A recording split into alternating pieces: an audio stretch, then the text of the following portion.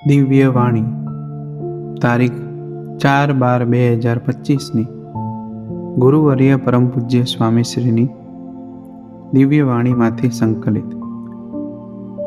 સત્સંગમાં આવ્યા પછી સત્પુરુષના જોગ સમાગમે આપણને ઘણું જ્ઞાન થયું છે કે આવું કરાય અને આવું ન કરાય.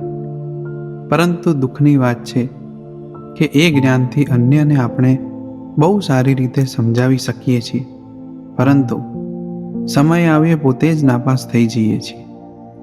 જાણીએ છીએ કે ક્રોધ ન કરાય, ઈર્ષા ન કરાય, તેમ છતાંય સમયે ક્રોધ ઈર્ષા આવી જ જાય છે. જે નથી કરવું છતાં સાહજિકપણે થઈ જાય છે એનું નામ જ સ્વભાવ. ઘર પરિવાર અને સત્સંગમાં સર્જાતા અનેક પ્રશ્નોનું મૂળ છે સ્વભાવ. તારીખ 4/12/2025 પૂનમ સભામાં વાલા ગુરુજીએ સ્વભાવ ટાળવાના ઉપાયો પર સુંદર માર્ગદર્શન આપેલું, જેનું મનન ચિંતન કરી સ્વજીવનમાં સ્વભાવ ટાળવાના આગ્રહી બનીએ. ગઢડા મધ્યના 37મા વચનામૃતમાં મહારાજે સ્વભાવ ટાળવા સત્પુરુષનું મહત્વ દર્શાવતા 4 સ્ટેપ કયા છે. 1. સત્પુરુષનું સાનિધ્ય અને ઉપદેશ જોઈએ. 2. એમના વચનને વિશે અતિશય વિશ્વાસ જોઈએ. 3. સત્પુરુષને વિશે અતિશય પ્રીતિ જોઈએ. 4. સ્વભાવ ટાળવા દુઃખવીને કઠણ વચન કહે તેને પણ હિતકારી માનવા. અહીં શ્રીજી મહારાજે સંત શબ્દ નથી વાપર્યો, સત્પુરુષ શબ્દ વાપર્યો છે. સ્વભાવ ટાળવા માટે પ્રગટ સત્પુરુષ જોઈએ અને એમનો ઉપદેશ જોઈએ. જાહેરમાં થયેલી વાતને ઉપદેશ કહેવાય અને વ્યક્તિગત થયેલી ટકોરને રોકટોક કહેવાય.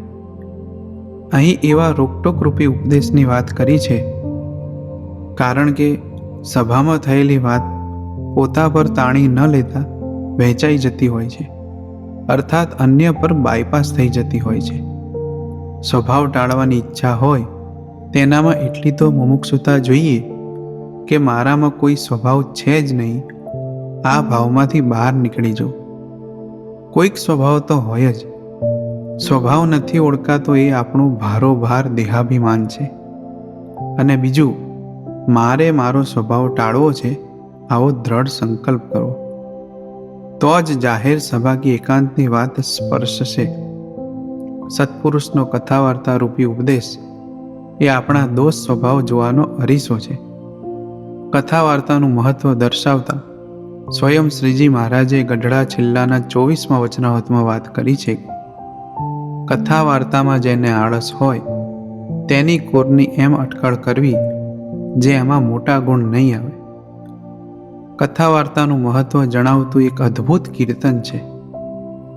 કેવી રહસ્યની સમજાવે વાત નવતમ નાવલીઓ, પ્રથમ 32 કહે સાક્ષાત નવતમ નાવલીઓ. પ્રથમના 32મા વચનામૃતમાં શ્રીજી મહારાજે પોતાના અંતરનું રહસ્ય જણાવ્યું છે કે કથા વાર્તા રૂપી ચારો ચરીને મૂર્તિ રૂપી માળામાં વિરામ કરવો. મૂર્તિમાં વિરામ કરવો એ કારણ સત્સંગનું અંતિમ ચરણ છે, પરંતુ એની પૂર્વ ભૂમિકા કથા વાર્તામાં પ્રીતિ છે. કેમ? તો કથા વાર્તા વિના રૂડા ગુણ આવે નહીં, તે વિના સ્વભાવ કદી ટળે નહીં, વિશલ્યકરણી ઔષધિ ગણાય.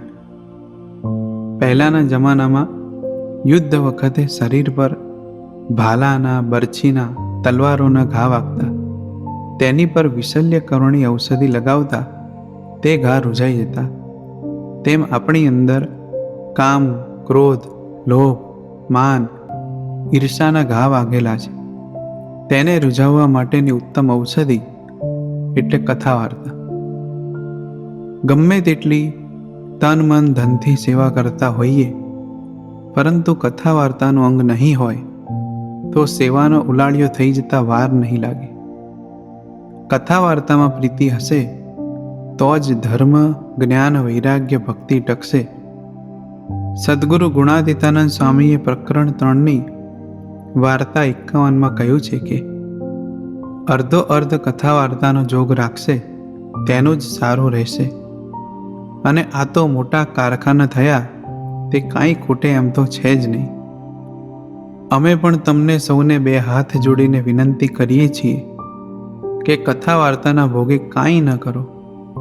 તમે લાખો રૂપિયાનું ડોનેશન કરો, પણ જો કથા વાર્તામાં નહીં બેસો તો અમને વહાલા નહીં લાગો.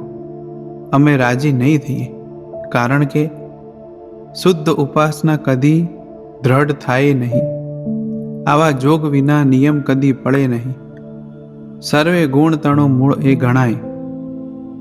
સદગુરુ પરમ ચૈત્યાનંદ સ્વામી મોટાપણાના અભિમાને કોઈ મોટા પુરુષનો સમાગમ કરવા સભામાં બેસતા નહીં. પરિણામે શુદ્ધ ઉપાસના સમજવામાં કાચું રહી ગયું. તેથી મહારાજ ધામમાં તેડવા આવતા નહોતા. વળી કથા વાર્તા એ બ્રેક છે. નિયમ ધર્મની દ્રઢતાની વાત આવતા તરત બ્રેક વાગે કે આ મારી કસર છે. તરત પાછા વળી જવાનું બળ મળે. કથા વાર્તા સિવાય જીવ ચોખ્ખો ન થાય. મહારાજના રાજીપાની ખબર ન પડે.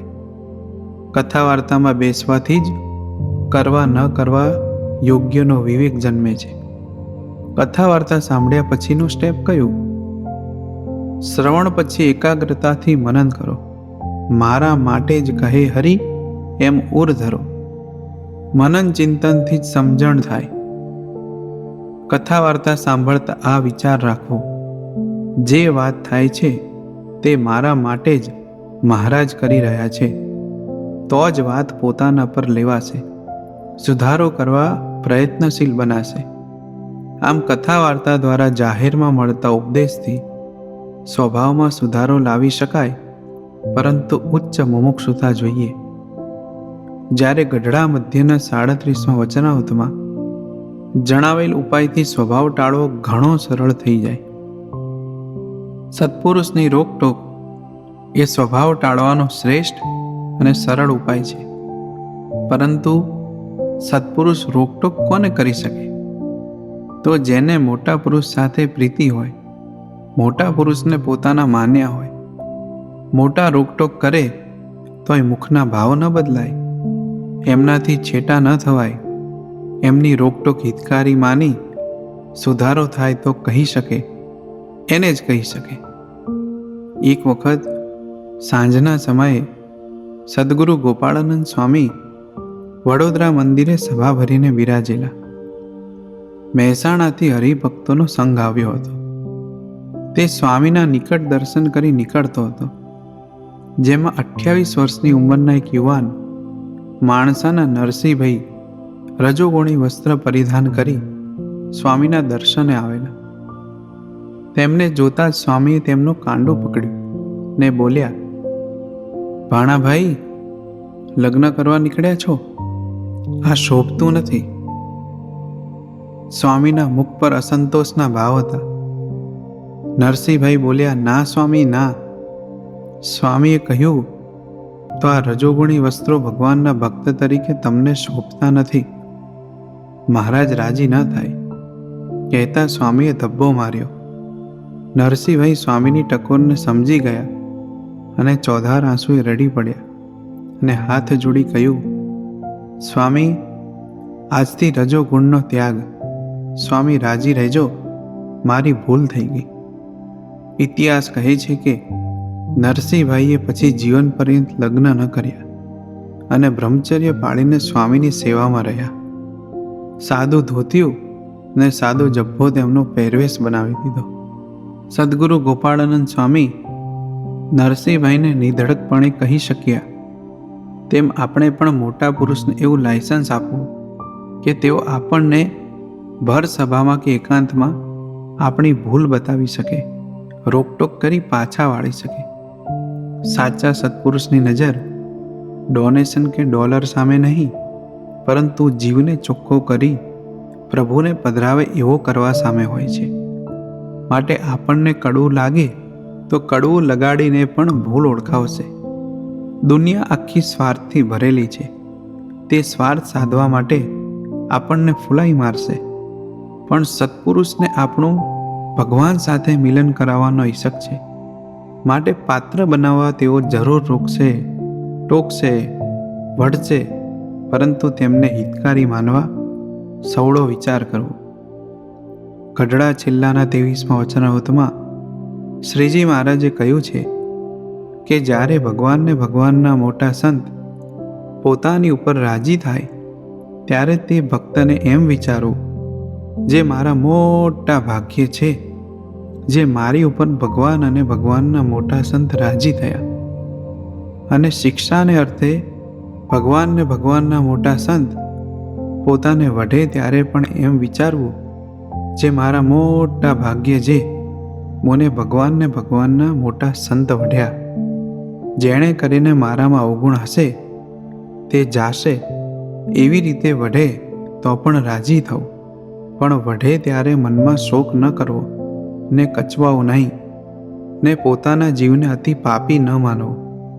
ગઢડા મધ્યના 37મા વચનામૃત પ્રમાણે સ્વભાવ ટાળવાના આગ્રહી બનીએ, મોટા પુરુષની રોકટોક ગમાડીએ, રોકટોકને હિતકારી માનીએ.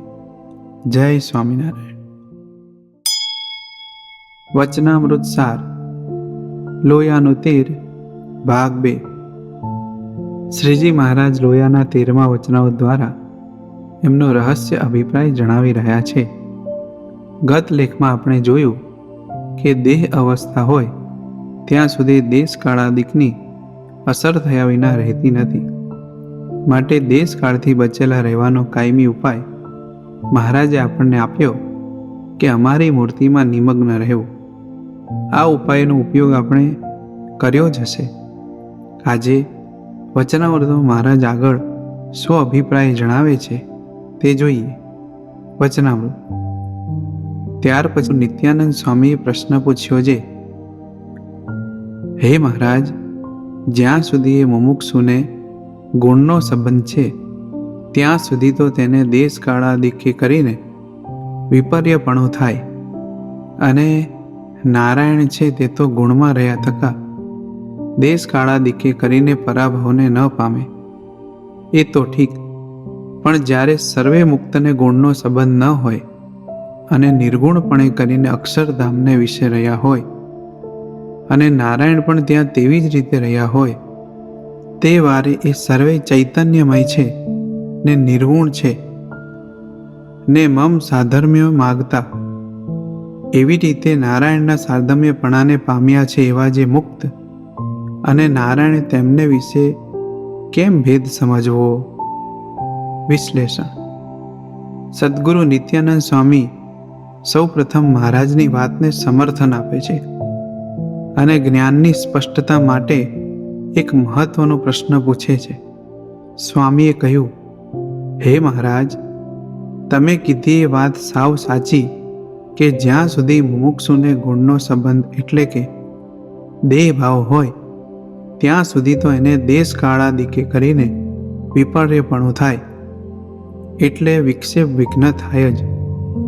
અને નારાયણ જે આપને તો દેશકાળાદિકનો પ્રશ્ન જ નથી, પણ સ્થિતિવાળા મુક્તો આપની સાથે ધામમાં રહ્યા હોય ત્યાં તો સર્વે નિર્ગુણ કહેતા દિવ્ય છે.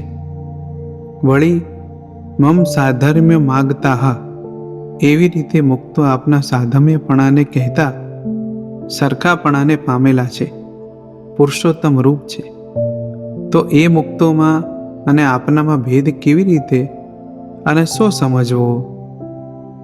આગળ મહારાજનો ઉત્તર જોતા પહેલા પ્રશ્નની કેટલીક બાબતોને સમજી લઈએ. સૌ પ્રથમ તો વચનામૃતમાં શરૂઆતથી મહારાજ વારંવાર નારાયણ શબ્દનો ઉલ્લેખ કરે છે, પણ કયા નારાયણ તેની સ્પષ્ટતા કરી નથી. અહીં સદ્ગુરુ નિત્યાનંદ સ્વામીએ કૃપા કરી એમના પ્રશ્નમાં નારાયણ શબ્દ માટે એરો આપી દીધો.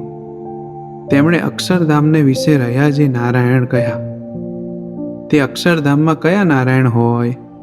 સ્વામિનારાયણ. માટે આખા વચનામૃતમાં સ્વામિનારાયણની જ વાત છે, બીજા કોઈ નારાયણની નહીં.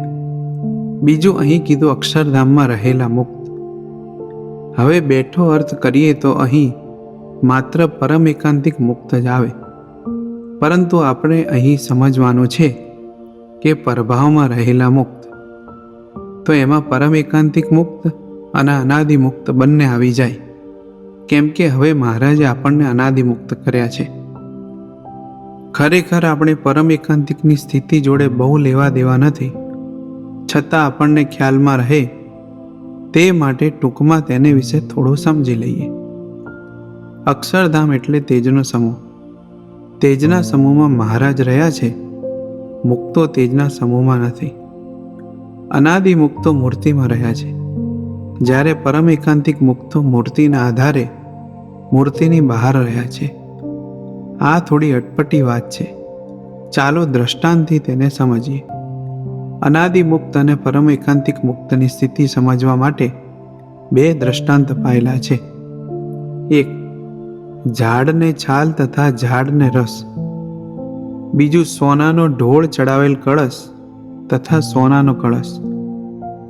જેમ ઝાડમાં રસ અને છાલ બંને છે, પણ રસ માહી બહાર બધે છે, જ્યારે છાલ માત્ર બહાર છે, ફરતે વીંટાયેલી છે.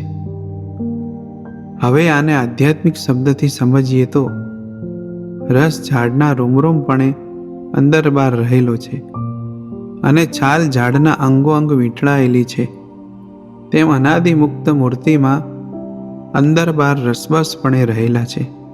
આથી રોમ પુરુષોત્તમ રૂપ કહેવાય છે, જ્યારે પરમ એકાંતિક મુક્ત છાલની જેમ મૂર્તિની બહાર અંગોંગ રહ્યા છે, તેથી અંગોંગ પુરુષોત્તમ રૂપ કહેવાય. આમ પરમ એકાંતિક મુક્ત મૂર્તિની બહાર રહ્યા છે એટલે અક્ષરધામમાં રહ્યા છે તેમ કહ્યું છે. એ જ રીતે બીજા દ્રષ્ટાંતમાં કળશ પર સોનાનો ઢોળ ચડે તે માત્ર બહારથી ચડે છે, જ્યારે સોનાનો કળશ માહી બહાર આખો સોનાનો છે. પરમ એકાંતિક મુક્ત સોનાનો ઢોળ ચડાવેલા કળશ જેવા છે અને અનાદિ મુક્ત સોનાના કળશ જેવા છે.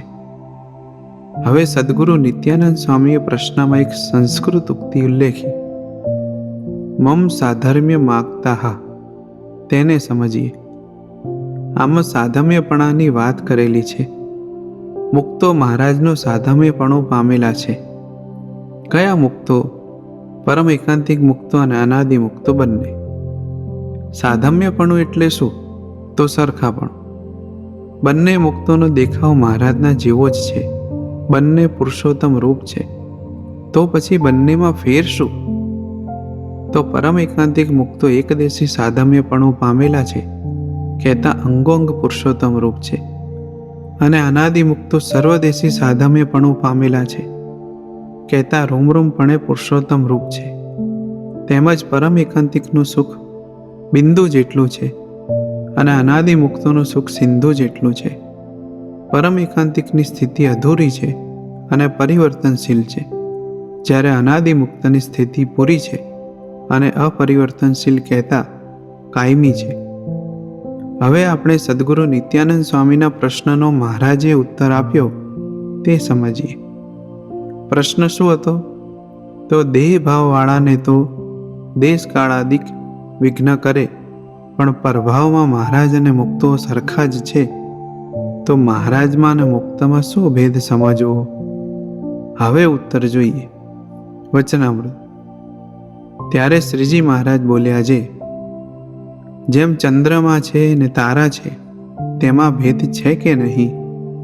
જુઓ ને, પ્રકાશપણે કરીને સરખા નથી, અને બિંબમાં પણ ઘણો ભેદ છે, અને સર્વે ઔષધિનું પોષણ તે પણ ચંદ્રમાં વતે જ થાય, પણ બીજે તારે ન થાય, અને રાત્રિનો અંધકાર તે પણ ચંદ્રમાએ કરીને ટળે, પણ તારાએ કરીને ટળે નહીં. તેમ નારાયણ તથા મુક્તોમાં ભેદ છે. વિશ્લેષણ. અહીં શ્રીજી મહારાજે ભગવાન અને મુક્તમાં ફેર સમજાવવા માટે ચંદ્ર અને તારાનું દ્રષ્ટાંત આપ્યું.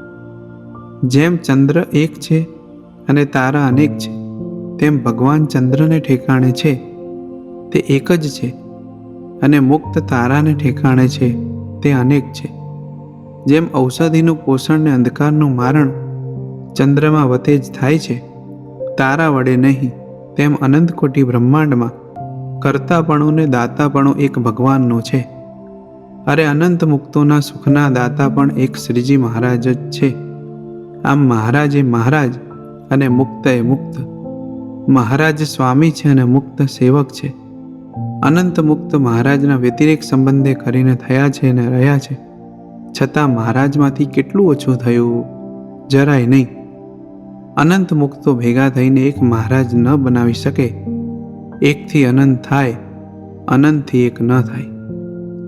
જેમ શેઠ હજારો કારીગરો મજૂરોને બોનસ આપી શકે, પણ હજારો કારીગરોને મજૂર ભેગા થઈને એક શેઠને બોનસ ન આપી શકે.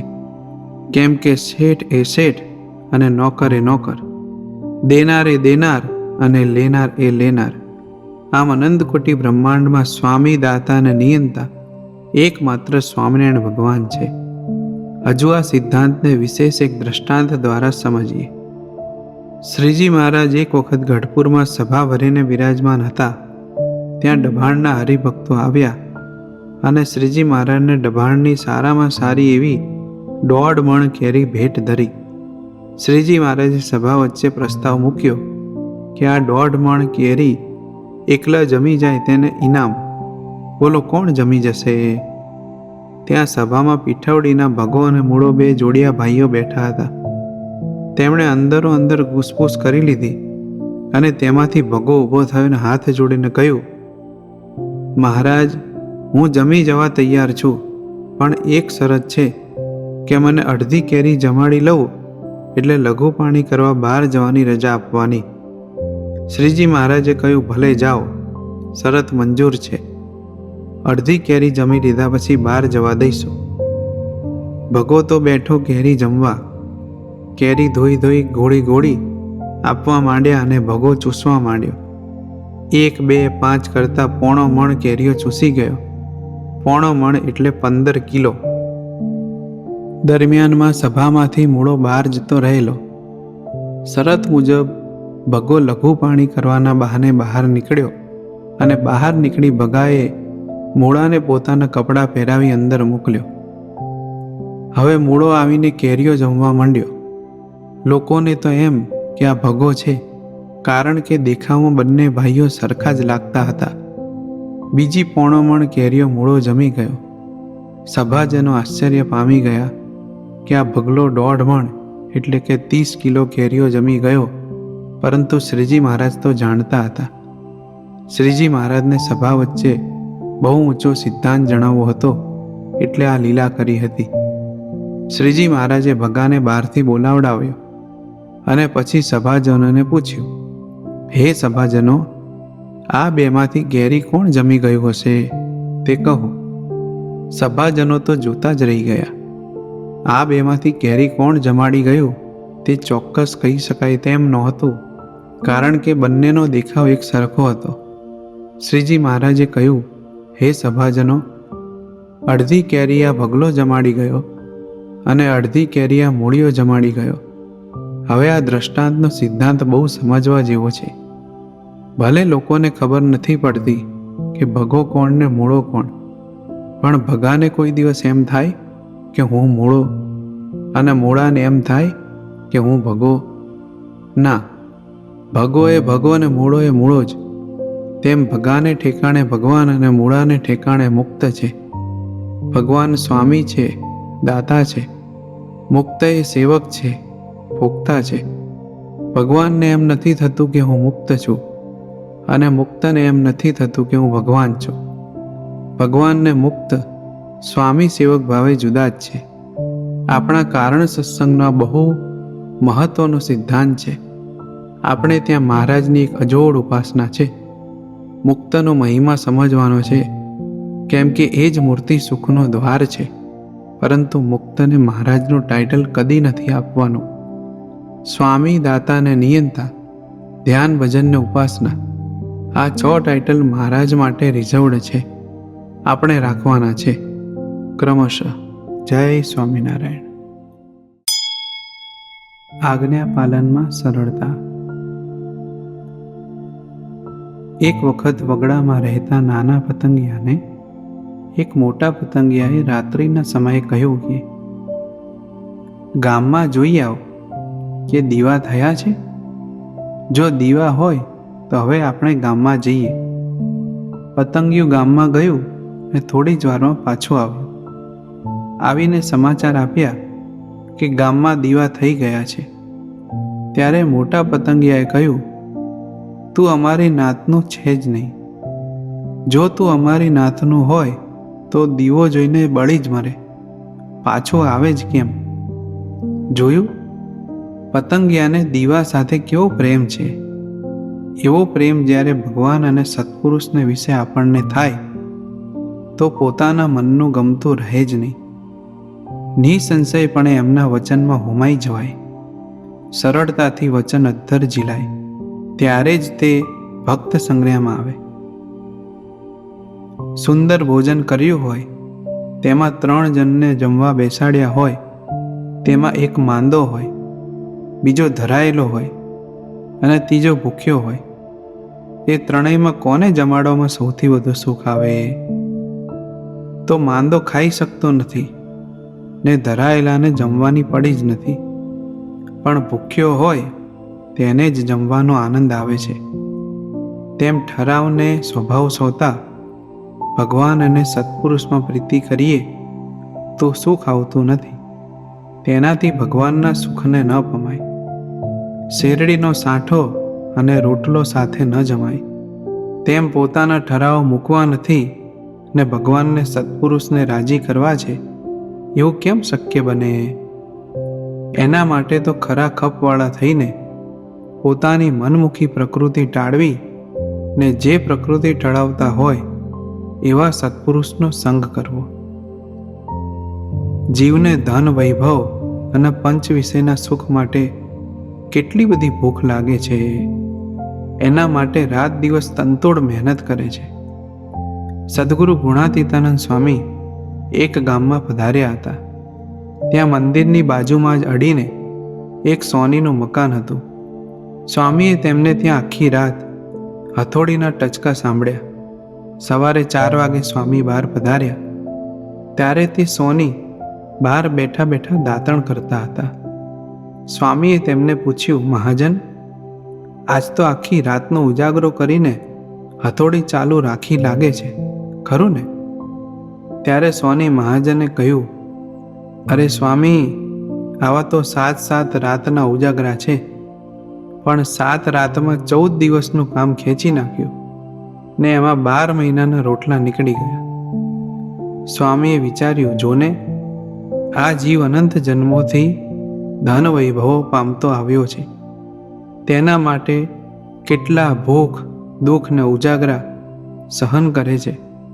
એમાંય પાછો ઉદાસ થતો નથી, આનંદથી દાખલા સહન કરે છે. આટલો દાખલો જો ભગવાનનો રાજીપો કમાવામાં થાય તો કેવું ફળ મળે, એની કોઈ કલ્પના કરી શકાય ખરી? લબડીને ઘરમાં બૈરા છોકરાના ગુલામ થઈને રહે છે અને તેમના શબ્દો સહન કરે છે. તે વાળે તેમ વળે છે, પણ સુખદાયક એવા ભગવાન અને સત્પુરુષના ગુલામ થઈને રહેવાતું નથી.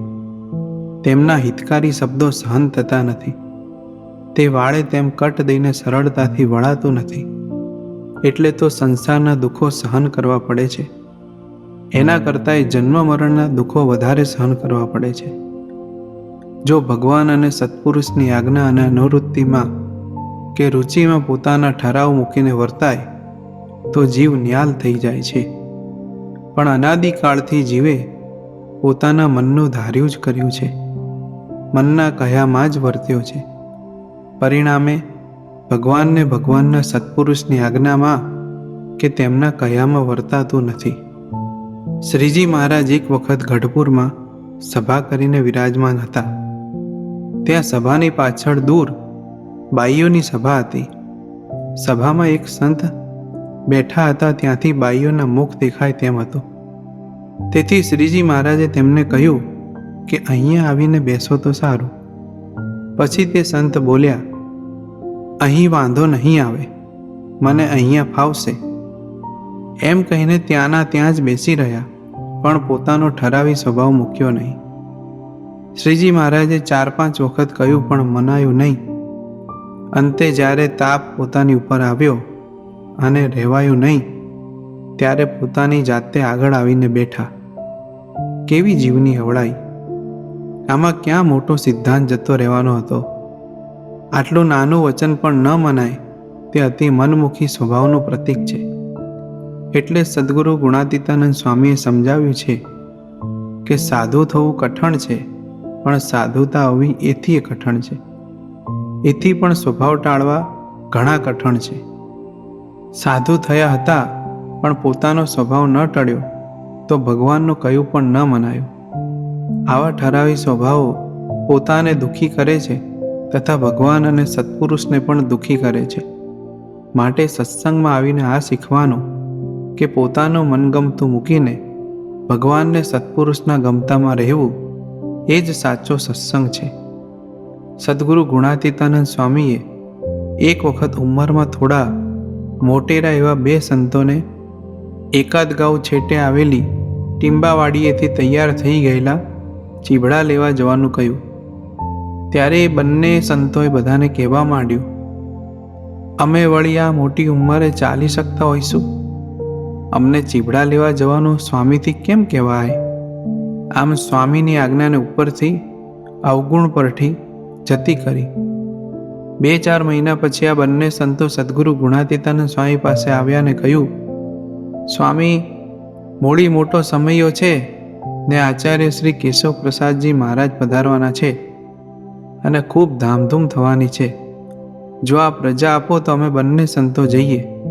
સ્વામીએ કહ્યું, પણ મોડી તો અહીંથી 60 ગાઉ છેટે થાય છે, ત્યાં તમે ચાલતા કેવી રીતે જઈ શકશો? સંતોએ કહ્યું, સ્વામી, અમે તો શ્રીજી મહારાજને સંભાળતા સંભાળતા ધીરે ધીરે હાલ્યા જઈશું, એમાં કાંઈ તકલીફ નહીં પડે. પછી સ્વામીએ રજા આપી. તે બે સંતોથી સ્વામીની આજ્ઞાથી 1 ગાઉ છેટે વાડીએ ન જવાયું, પણ પોતાની મેળે 60 ગાઉ છેટે જવાયું. પોતાનું મનગમતું મૂકીને સ્વામીના ગમતામાં ન રહેવાયું. આવા જીવના અવળા સ્વભાવો છે. પોતાનું મનગમતું મૂકીને ભગવાન અને સત્પુરુષના ગમતામાં રહેવું એ જ મોટામાં મોટું તપ છે. એ જ સર્વે સાધનમાં મોટામાં મોટું રાજીપાનું સાધન છે. એ જ મોટામાં મોટી સેવા છે. મખિયાઉ ગામના ફૈબા શ્રીજી મહારાજના આશ્રિત હતા. શ્રીજી મહારાજને પોતાનું સર્વસ્વ અર્પણ કરી દીધું હતું. ઘણીવાર મહારાજને પોતાના દરબારમાં બોલાવી સમૈયા કરેલા ને તન મન ધન સર્વસ્વ શ્રીજી મહારાજને અર્પણ કર્યું હતું. ફૈબાના દીકરા તેમના જેવા જ ઉદાર ભાવનાવાળા હતા. તેમના લગ્ન બાજુના મેલાસણ ગામમાં કરેલા. તેમના વહુને પણ ફૈબાએ શ્રીજી મહારાજનો સર્વોપરી નિશ્ચય કરાવ્યો હતો.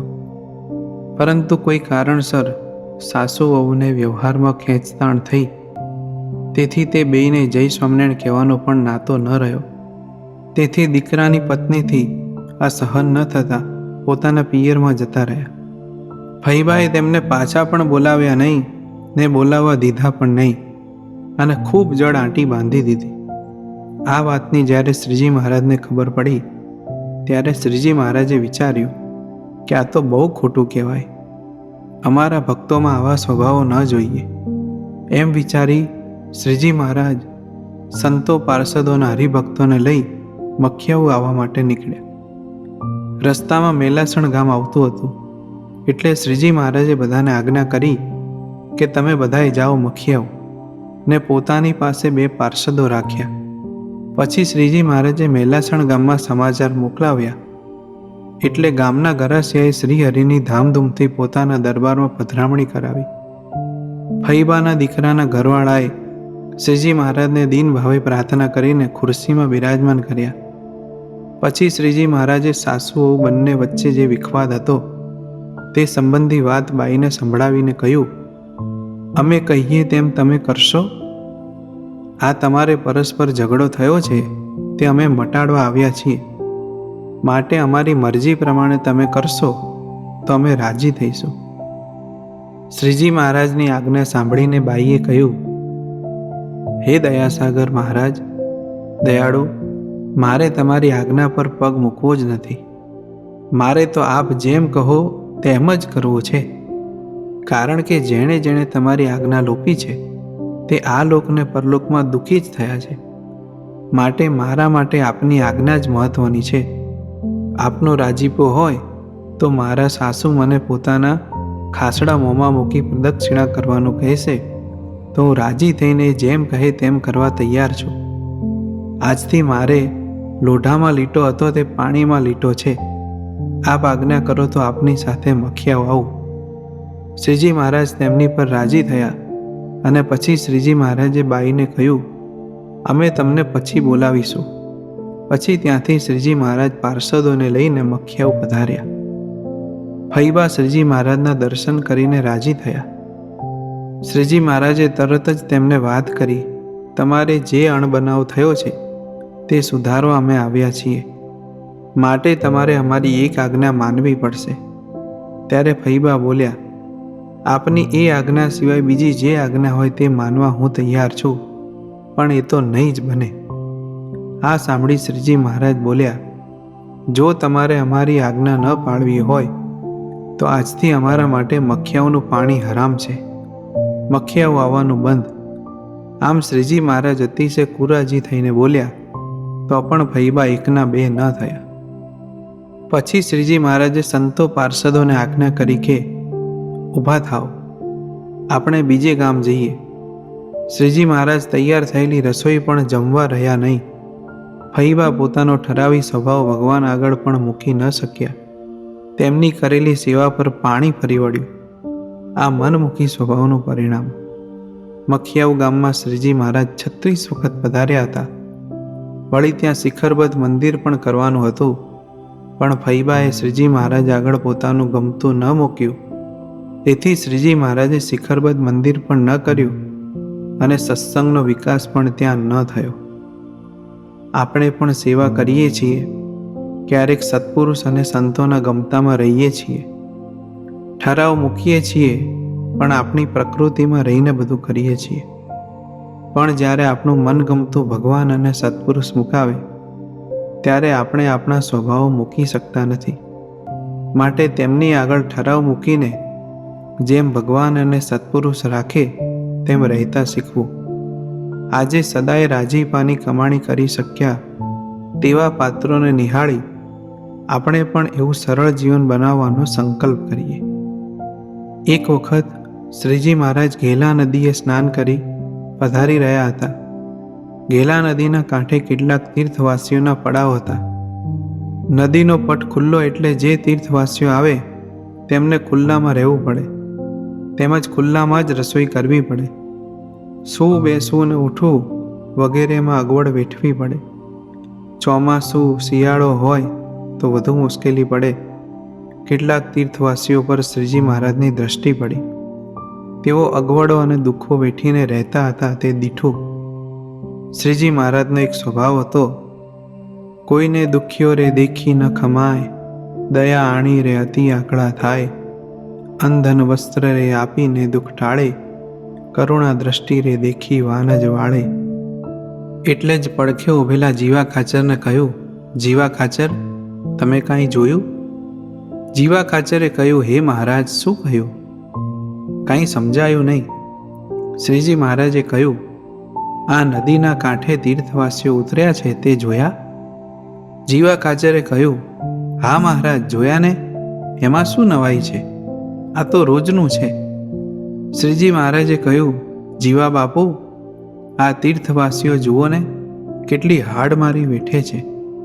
આમનું કંઈક વિચારવું પડે. અગવડ પડે નહીં ને સુખેથી 2-4 દાડા રહેવું હોય તો રહે એવું કંઈક કરવું પડે. જીવા ખાચર સમજી ગયા કે તીર્થવાસી માટે મહારાજ કંઈક ઉતારા પાણીની સગવડ કરાવવા માગે છે, અને જો હું એમને હા કહીશ તો શ્રીજી મહારાજ મારે માથે ઢોળી દેશે.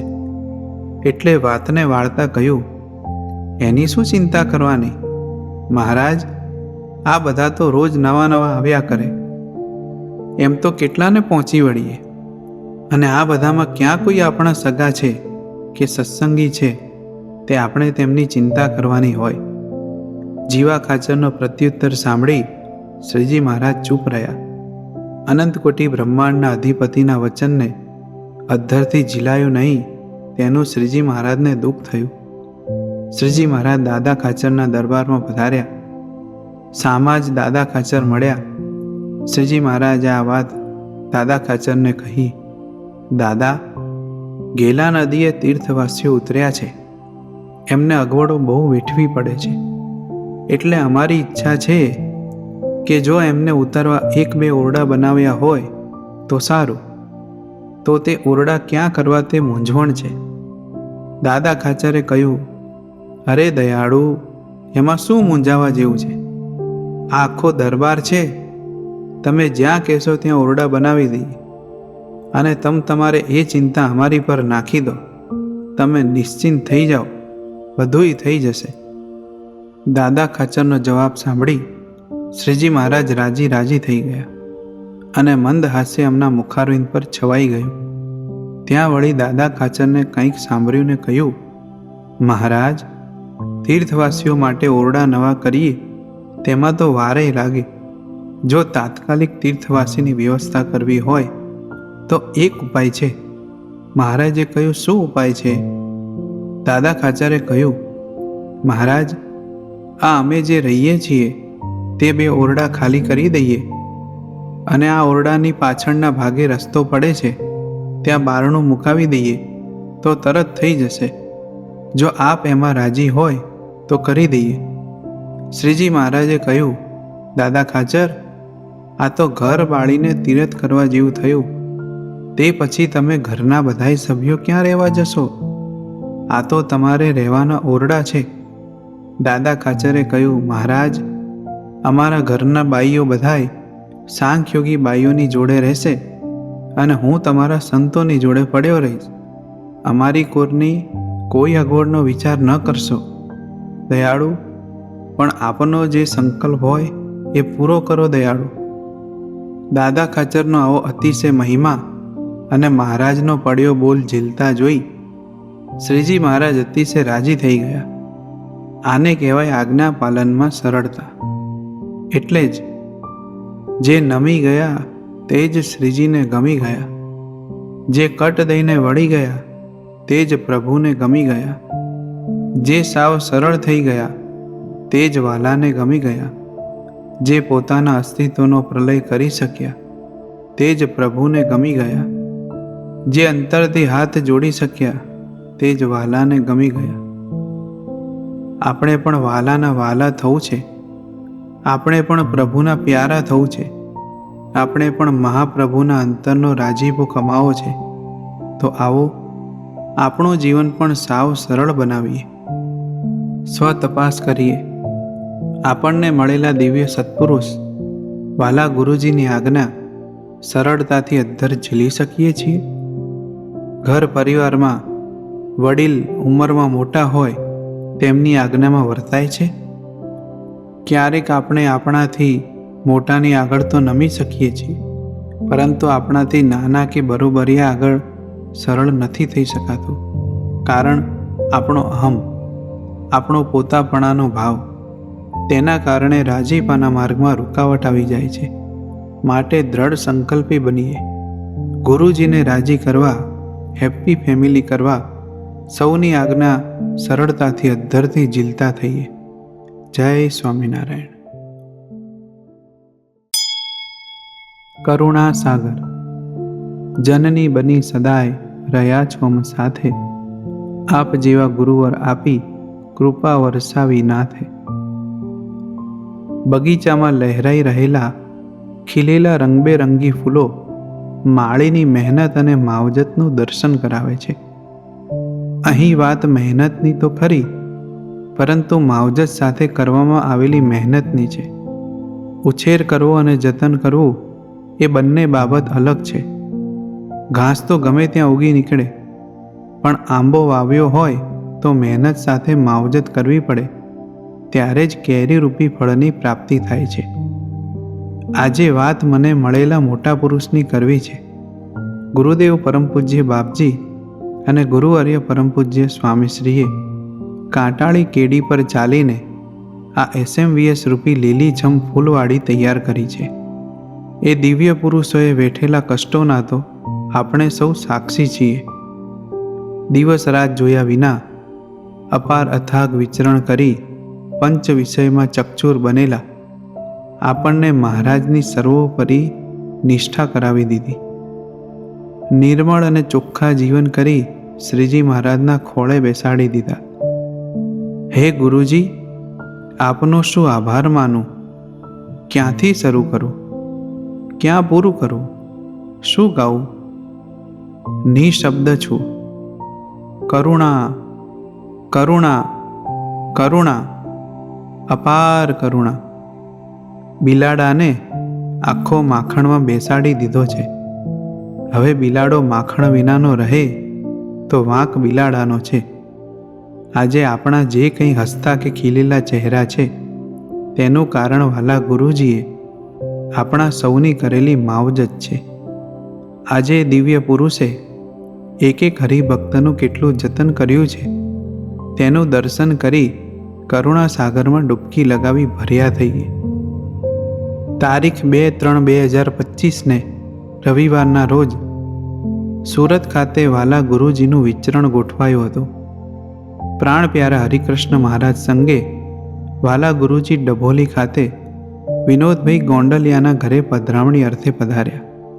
વિનોદભાઈએ મહારાજ તથા ગુરુજીના સ્વાગત માટે એપાર્ટમેન્ટના ગેટથી પહેલા માળે પોતાના ઘર સુધી ફૂલોની ચાદર કરી હતી અને ઘર પણ ફૂલોની શેરોથી શણગાર્યું હતું. સાથે હરિકૃષ્ણ મહારાજ માટે ફ્રૂટનો અન્નકૂટ પણ કર્યો હતો. રસ્તામાં ગુરુજીએ સંતો જોડેથી વિનોદભાઈ અને તેમના દીકરા અંગે જરૂરી માહિતી મેળવી લીધી હતી. ઠાકોરજીની આરતી કર્યા બાદ ગુરુજીએ વિનોદભાઈને પૂછ્યું કે તમે શું કરો છો અને હીરામાં અત્યારે કેવું ચાલે છે? તેમણે હીરા માર્કેટની મંદી વિશે ગુરુજીને જણાવ્યું. ગુરુજીએ સંતો, વિનોદભાઈ અને અન્ય હાજર ઘરના હરિભક્તોને બેસાડીને જણાવ્યું કે અમે આવીએ કે સંતો પધારે ત્યારે આમ આગતા સ્વાગતા ન કરવી.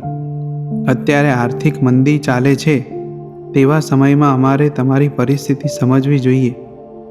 તમારી જગ્યાએ સેવક હોય અને સંતો પધારતા હોય તો હું પણ આવું જ કરું. ઠાકોરજી અને સંતો આપણા ઘરે હોય ક્યાંથી? તમારો ભાવ સાચો છે, પણ અત્યારે આવી મંદીના વાતાવરણમાં આવું ન કરવું એવી અમારી તમને સૌને આજ્ઞા છે. અત્યારે એક જ હાર લાવવાનો, મહારાજને અન્નકૂટ પણ નહીં કરવાનો. મહારાજ તો આપણા પ્રેમના ભૂખ્યા છે. જેતલપુરના જીવણ ભગતને ત્યાં રોડીની ભાજી જમીને પણ મહારાજ રાજી થયા હતા.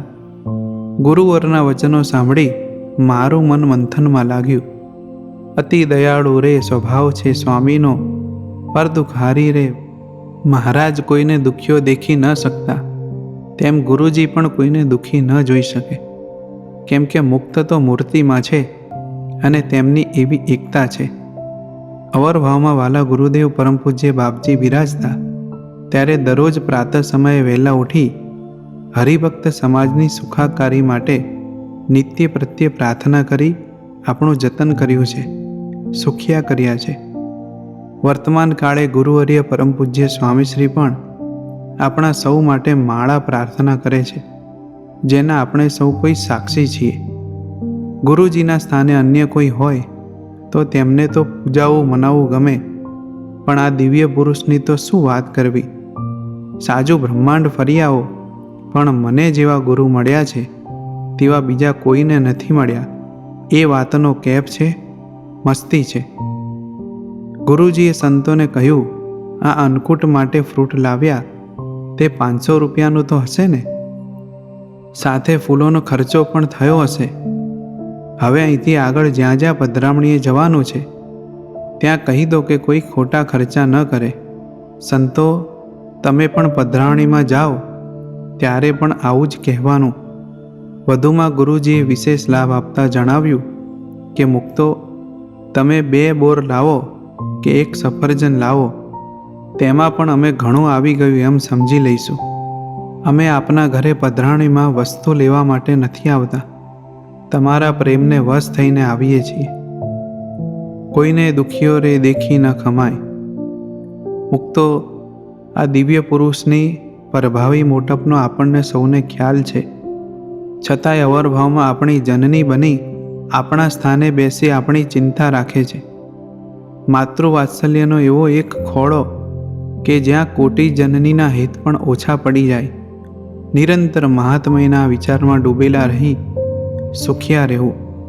આગળ વધુમાં ગુરુજીએ લાભ આપતા જણાવ્યું, થોડા દિવસ પહેલાં અમે વડોદરા પેટલાદ વિચરણમાં હતા.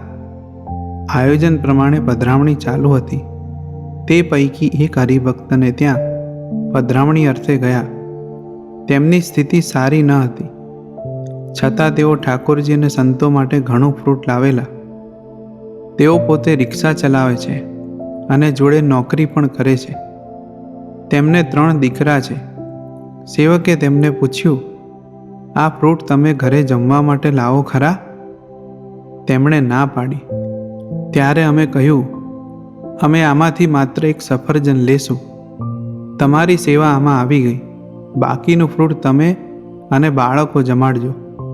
આમ જણાવી ગુરુજીએ સંતોને જણાવ્યું કે હવે જેટલી પધરામણી થાય તેમાં આ બાબતનું ખાસ ધ્યાન રખાવજો, તો જ અમે રાજી થઈશું. અંતમાં ગુરુજીએ વિનોદભાઈના દીકરા પાર્થને કહ્યું કે તમારે ભણવાની તકલીફ હોય તો ચિંતા ન કરતા, જરૂર હોય તો કહેજો. આટલું જણાવ્યા પછી ગુરુજી ઘરમાં પગલાં કરવા પધાર્યા.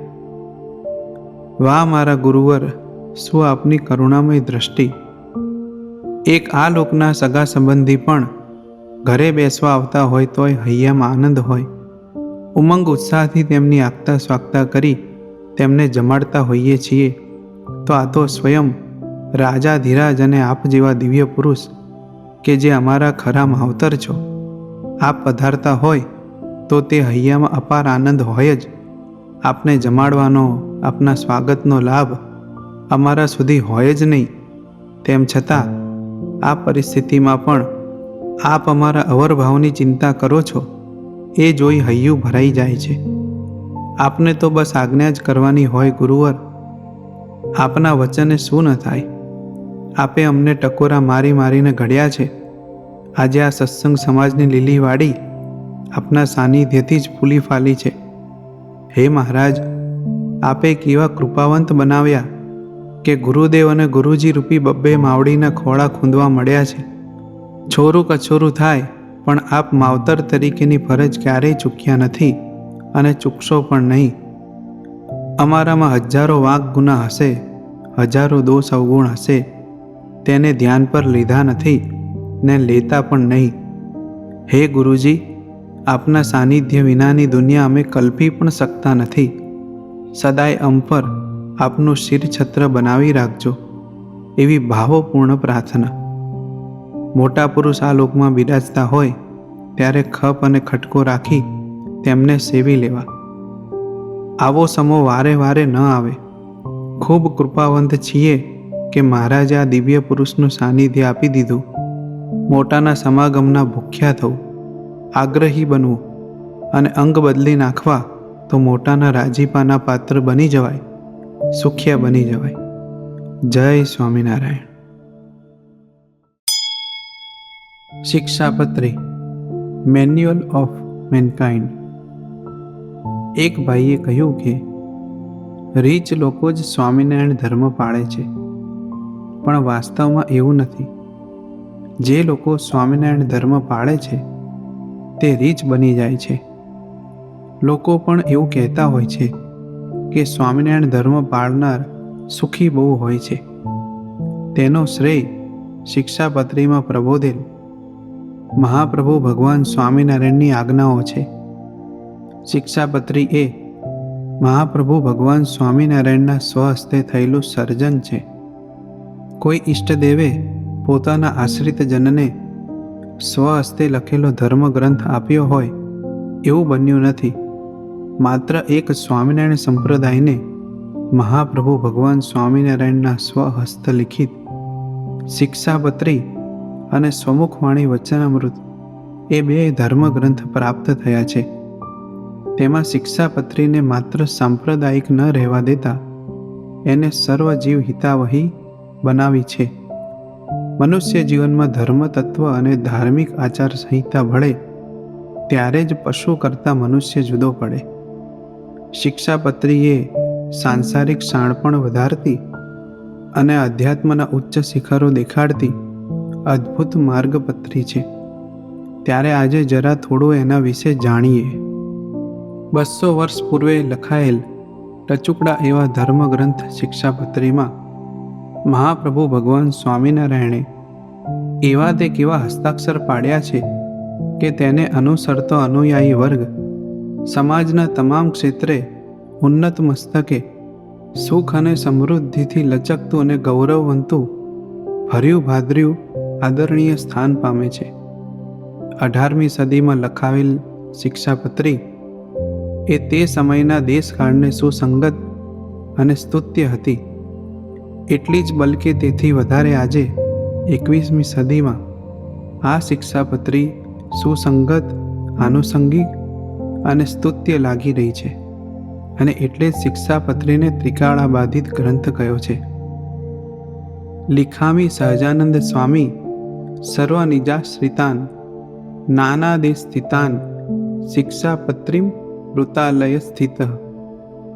વડતાલ ગામે ગોમતીજીને કાંઠે નારાયણ મોલ મધ્યે શ્રીજી મહારાજે સર્વજીવ હિતાવહ નિજ આશ્રિત હિતાર્થે સંકલ્પ કર્યો સત્સંગ કેરી આચાર સંહિતા રચવાનો. જે હેતુથી સંવત 1882 કાર્તિક સુદ એકાદશીએ શિક્ષાપત્રી લખવાનો મંગલ પ્રારંભ કર્યો, જેનું સંવત 1882 મહાસુદ પાંચમના રોજ એટલે કે ઈસવીસન 1826 12 ફેબ્રુઆરી વસંત પંચમીના રોજ બપોરે 11 વાગે સંતો હરિભક્તો સમક્ષ વાંચન કરી વિમોચન કર્યું. શિક્ષાપત્રીનું વિહંગાવલોકન. શિક્ષાપત્રી એ સ્વામિનારાયણ સંપ્રદાયની આચાર સંહિતા છે. જો કે એ માત્ર કોડ ઓફ કન્ડક્ટ નથી, તેમાં ધર્મ, અર્થ, કામ અને મોક્ષને પણ મૂકેલા છે. શ્રીજી મહારાજે પોતાના તમામ આશ્રિતોને આ શિક્ષાપત્રી સાવધાનપણે પ્રીતિપૂર્વક પાળવાનું કહ્યું છે. મોંઘો મનુષ્ય જન્મ મળ્યો છે, એનો ઉપયોગ કેમ કરવો, તે ફોગટમાં વેડફાઈ ન જાય એટલા માટે કેવું જીવન જીવવું, કેવી રીતે વર્તવું, તેની અદ્ભુત રીત શીખવાડતી આ શિક્ષાપત્રી છે. તેથી એને મેન્યુઅલ ઓફ મેનકાઇન્ડ પણ કહી શકાય. આપણે મોબાઈલ ફોન, કોમ્પ્યુટર કે ટીવી ખરીદીએ છીએ, તેની સાથે તેનું યુઝર મેન્યુઅલ પણ આપતા હોય છે, જેથી કરીને તેનો ઉપયોગ કેમ કરવો એ સરળતાથી ખબર પડે છે. એમ મોંઘા મનુષ્ય જન્મનું યુઝર મેન્યુઅલ કોઈ ખરું? તેનો ઉપયોગ કેમ કરવો એની કોઈ માહિતી ખરી? શિક્ષાપત્રી એ મનુષ્ય જન્મનું યુઝર મેન્યુઅલ છે, જે મનુષ્ય જીવન જીવવાની, સંસારમાં સુખે રહેવાની રીત બતાવે છે.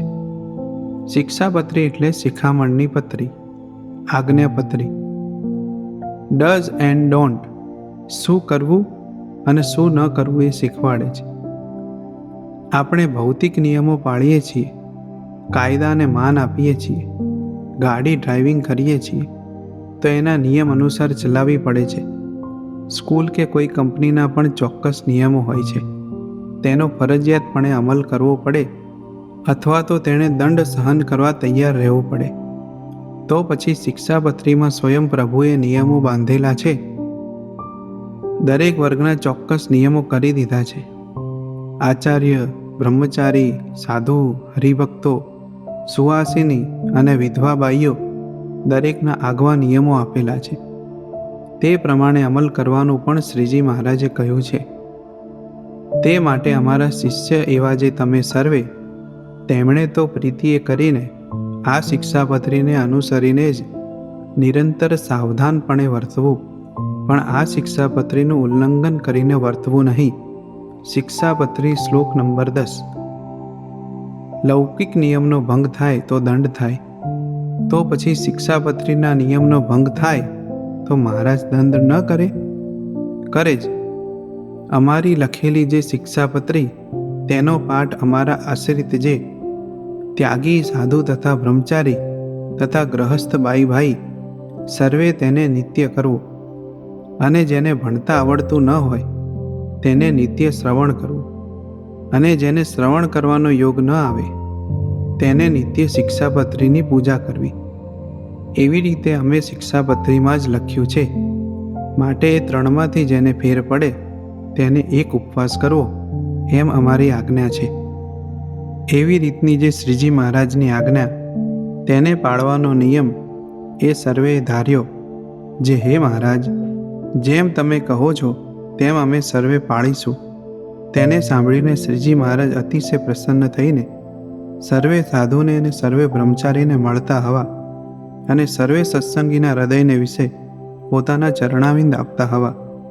વચનામૃત ગઢડા છેલ્લાનું પહેલું વચનામૃત. શિક્ષાપત્રીમાં દરેક વર્ગના નિયમો બતાવ્યા છે અને દરેક વર્ગને નિત્ય વાંચન કરવાનું કહ્યું છે. ખરેખર તો જે તે વર્ગને જે નિયમો લાગુ પડતા હોય અથવા જે આશ્રમમાં પોતે રહ્યા હોય તે જ નિયમો વાંચવા તેમને યોગ્ય છે. બીજાના નિયમો શું કામ વાંચવા? શિક્ષાપત્રીમાં તમામ વર્ગના નિયમો દર્શાવી તમામના ધર્મને ખુલ્લા મૂકી દીધા છે. તે તમામ વર્ગ એકબીજાના ધર્મ વાંચી શકે કે જેથી એકબીજાના ધર્મની ખબર હોય તો તે પ્રમાણે વર્તે છે કે કેમ તેની ખબર પડે અને એકબીજાને ટકોર થાય. એ રીતે શિક્ષાપત્રીને એક ઓપન બુક કહી શકાય. પોતાના આશ્રિતોના વર્તનમાં શુદ્ધતા જળવાઈ રહે અને ભક્તનું જીવન પારદર્શી બની રહે તે હેતુથી શિક્ષાપત્રીને શ્રીજી મહારાજે જનસમૂહ સમક્ષ ખુલ્લી મૂકી દીધી. વળી શિક્ષાપત્રીને એકાગ્ર મને કરીને ધારવી એમ કહ્યું છે તે હેતુપૂર્વક કહ્યું છે. શિક્ષાપત્રીના શ્લોકો દ્વિઅર્થી છે, જેના દરેક શ્લોકમાં પરોક્ષાર્થ અને પ્રત્યક્ષાર્થ રહેલો છે. કેટલાક શ્લોકનો જો બેઠો જ ઉતારો કરવામાં આવે તો થાપ ખાઈ જવાનો પૂરો સંભવ છે. એટલે શિક્ષાપત્રી માત્ર વાંચીને પાળવી એવું નહીં, પણ તેનો પ્રત્યક્ષાર્થ સમજીને પાળવી તો જ શ્રીજી મહારાજની પ્રસન્નતા થાય. રાજકોટ મુકામે સર માલ્કમ સાથે ઈસવીસન 1830 26મી ફેબ્રુઆરીના રોજ શ્રીજી મહારાજની મુલાકાત વેળાએ સર માલ્કમે શ્રીજી મહારાજને પૂછ્યું કે આપનો કોઈ ધર્મગ્રંથ કે કોઈ કોડ ઓફ કન્ડક્ટ જેવું હોય તો આપો. એ વખતે શ્રીજી મહારાજે પ્રસન્ન થઈ પોતાના સ્વહસ્તે લખેલી શિક્ષાપત્રી તેમને ભેટમાં આપેલી. તેમણે શિક્ષાપત્રીને માથે ચડાવી વંદન કર્યા. એ વખતે સાથે દાદા ખાચર પણ પધારેલા. એમણે રાજ રસમ મુજબ સર માલ્કમને રોજો ઘોડો ભેટમાં આપ્યો. ત્યારે સર માલ્કમે કહ્યું, આ શિક્ષાપત્રી મને મળી છે તે તમારા 1000 ઘોડા આપ્યા કરતાં પણ મારે મન અધિક છે. શ્રીજી મહારાજે શિક્ષાપત્રીમાં શું લખ્યું છે કે એમનો શું સંદેશો છે તે જાણવા તેઓ ઉત્સુક હતા, પણ એમને સંસ્કૃત આવડતું નહોતું. એટલે તેમણે લંડન ઓક્સફર્ડ યુનિવર્સિટીના સંસ્કૃતના પ્રોફેસર મોનિપર વિલિયમ્સ પાસે અંગ્રેજી ભાષામાં ભાષાંતર કરાવેલું. પછી તે વાંચી ખુશ થયેલા. એ શ્રીજી મહારાજે સ્વહસ્તે ભેટમાં આપેલી શિક્ષાપત્રી લંડન ખાતે ઓક્સફર્ડની બુડોલિયન લાઇબ્રેરીમાં હજુ પણ યથાવત સચવાયેલી જોવા મળે છે. શિક્ષાપત્રી વિશે મહાનુભાવોના અભિપ્રાયો. તત્કાલીન સમાજ એવી સંસ્કારહીન દિશામાં ધકેલાઈ ગયો હતો કે એને ક્યાં થૂકવું અને ક્યાં ન થૂકવું એવા સામાન્ય આચારની પાપા પગલીઓ પાડી પગ માંડતા શીખવવું પડે તેમ હતું. અને સ્વામિનારાયણ ભગવાને તે કાર્ય જીવન માર્ગદર્શિકા શિક્ષાપત્રી આપીને કર્યું. હિંસા, ચોરી, અસત્ય, વ્યભિચાર, જુગાર વગેરેની ગંદકીમાંથી કૂદીને બહાર નીકળવાનો જોમ માનવીમાં આ શિક્ષાપત્રી દ્વારા આપ્યું. સ્વધર્મની કર્તવ્યતા જીવનમાં દ્રઢ કરાવી. નિયમોની પાછળ રક્ષાયેલ સ્વધર્મ પાલનનો એવો સાફ માર્ગ બનાવી આપ્યો કે ક્યાંય ઠોકર ન વાગે. એને ઉપર સડસડાટ ચાલતો માણસ આધ્યાત્મિક શિખરને આંબી શકે. ઈશ્વર પેટલીકર. જો દેશના લોકો શિક્ષાપત્રીની આજ્ઞાઓનું પાલન કરે તો દેશમાં ફોજદારી કાયદો, પોલીસ અને અદાલતોની ઓછામાં ઓછી જરૂર પડે. સરદાર વલ્લભભાઈ પટેલ. જોયું મુક્તો, શિક્ષાપત્રી છે નાની, દેખાય છે નાની, પણ જાણે ગાગરમાં આખો સાગર એટલે જ કહેવાય છે ને કે શિક્ષાપત્રી એટલે ગાગરમાં સાગર. શિક્ષાપત્રી સર્વશાસ્ત્રોના દોહનરૂપ કલ્યાણની સીડી છે. તેનો ઉપલો છેડો આધ્યાત્મિક શ્રેયની સર્વોચ્ચ ભૂમિકાને લાગેલો છે, જ્યારે નીચલો છેડો છેક સામાન્ય લોકજીવનની ભૂમિકા પર ઠેરવેલો છે. તે બંને છેડા વચ્ચે ઉચ્ચ આદર્શને લક્ષમાં રાખીને વ્યવહારો રીતે ચડી શકાય તેવા સરળ પણ દ્રઢ પગથિયા ગોઠવેલા છે. ત્રિભુવન વ્યાસ. શિક્ષાપત્રી વિશે જાણવા જેવું અવનવું. ઈસવીસન 1823માં શિક્ષાપત્રી 149 શ્લોકની હતી, જે ઈસવીસન 1826માં 212 શ્લોકની બની. શિક્ષાપત્રી સંસ્કૃત ભાષામાં રચાઈ. સદગુરુ નિત્યાનંદ સ્વામીએ તેનું ગુજરાતીમાં ભાષાંતર કર્યું અને સતાનંદ મુનિએ સત્સંગી જીવનના ચોથા પ્રકરણમાં મૂકી. આઠેય દિશામાં રહેતા પોતાના આશ્રિતોને એક એક આપવા માટે શિક્ષાપત્રીની સર્વપ્રથમ 8 પ્રત બહાર પડી. તેમાંની એક પ્રત સર માલ્કમને રાજકોટ ખાતે 26 ફેબ્રુઆરી 1830ના દિવસે આપેલી. શિક્ષાપત્રીમાં લેખક તરીકે સહજાનંદ સ્વામી નામનો ઉપયોગ કર્યો છે. આખી શિક્ષાપત્રીમાં સ્વામિનારાયણ નામ ક્યાંય આવતું નથી, પણ પોતાના અનાદિ શ્રીકૃષ્ણ એવા નામનો ઉલ્લેખ 36 વખત કરવામાં આવ્યો છે. શિક્ષાપત્રીને બનારસ હિન્દી યુનિવર્સિટીમાં પાઠ્યપુસ્તક તરીકે ભણાવવામાં આવે છે. શિક્ષાપત્રીનું દેશની કુલ 10 ભાષામાં ભાષાંતર થયેલું જોવા મળે છે, જેવી કે બંગાળી, ગુજરાતી, હિન્દી, મરાઠી, સંસ્કૃત, તામિલ, તેલુગુ, ઉડિયા, ઉર્દૂ અને વ્રજ ભાષા, અને વિદેશની 18 એમ મળી કુલ 28 જેટલી ભાષાઓમાં તેનું ભાષાંતર થયેલું જોવા મળે છે.